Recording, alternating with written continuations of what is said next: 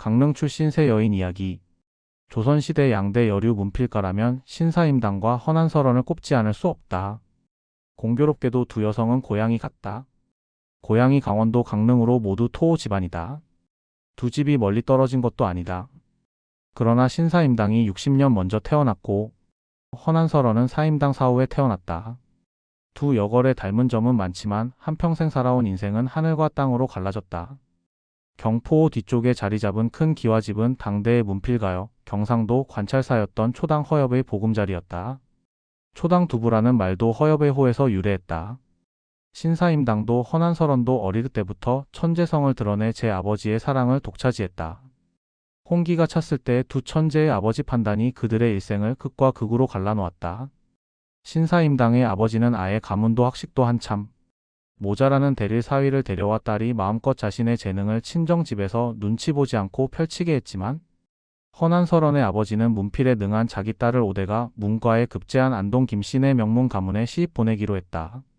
문필가 집안에 문필가 며느리가 들어오면 귀여움을 받으리라는 생각이었다. 그것은 완전히 오판이었다. 꼬리에 꼬리를 무는 허난설원의 비극은 여기서 시작됐다. 시대의 조류도 한몫했다.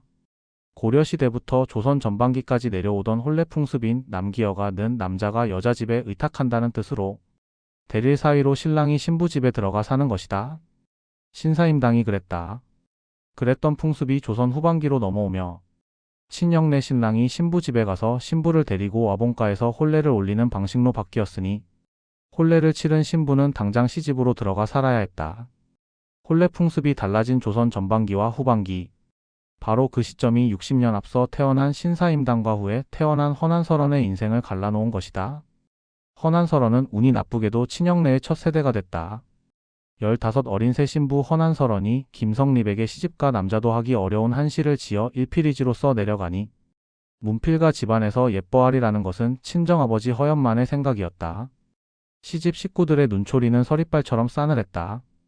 계속 과거에 떨어지는 못난 신랑 김성립은 주눅이 들어 집을 겉돌기 시작했고 과거 준비하는 선비들의 합숙소인 접에서 눈을 붙인다 해놓고 사실은 기방 출입이 잦았다.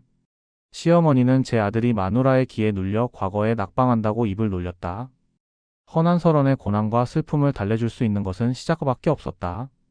시댁 식구들이 잠든 깊은 밤 피를 토하는 소쩍새 울음을 삼키며 호롱불 아래서 붓을 휘둘렀다. 허엽은 본처와 사별하고 제치를 맞아 이남일녀를 뒀다. 오빠가 명나라 사신이었던 허봉 가운데가 허난설원, 남동생이 홍길동전을 한글로 쓴 허균이다.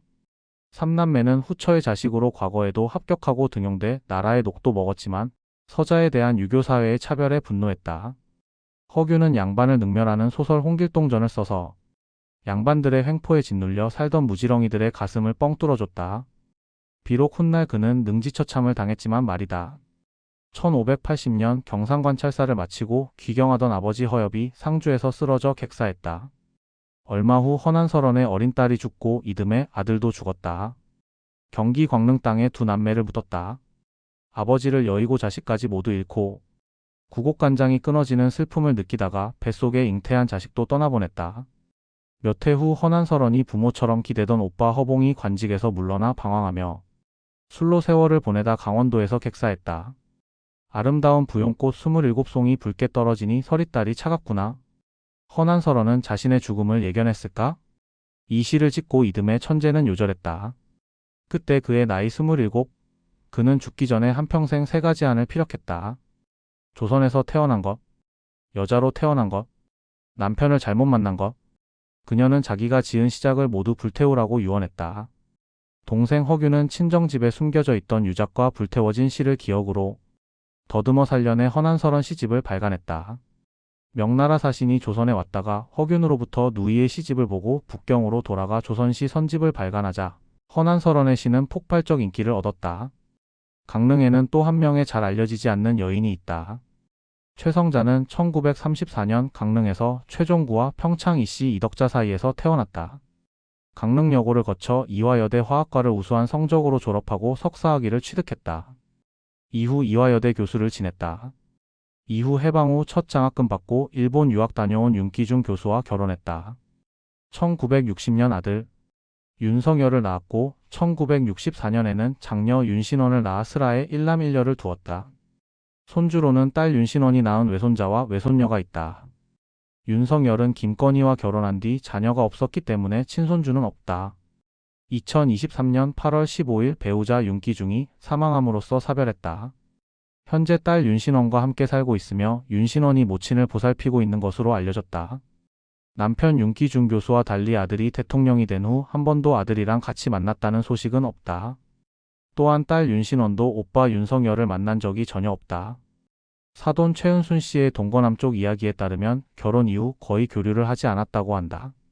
서울법대 졸업 후 고시공부 구수까지 하도록 아들을 키웠건만 아들은 집안의 반대를 무릅쓰고 김건희에 빠진 후 절연한 것 같다.